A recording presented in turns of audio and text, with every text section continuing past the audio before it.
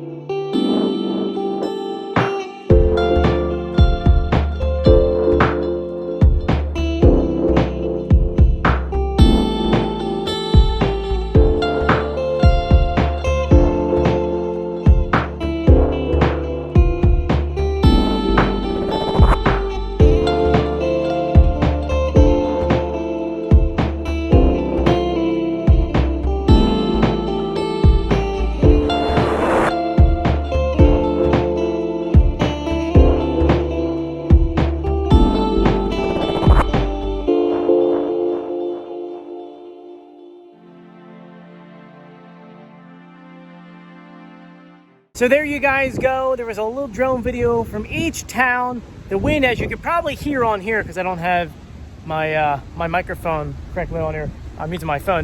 It got really windy, which caused the shots to kind of be shaky, which means I had to make the stretch long and panner. I'm making up words now. Make them pan more. But anyway, let me know what you think in the comment section below. It was kind of weird to see part of the walkway kind of pushed all the way out to the borderline. Luckily right now, low tide is in about, I'm going to say 4 hours. So that's going to pretty much be gone. And then this is the most we're going to get from Hurricane Teddy. That's gone. And high tide, luckily, no more new moon. So actually you can see the moon a little bit. It's bigger than it first said. Anyway, I'm Joey. Thank you for joining me. If you haven't done so yet, please subscribe, turn on notifications, and give this video a thumbs up. I'll see you on the beach. Bye.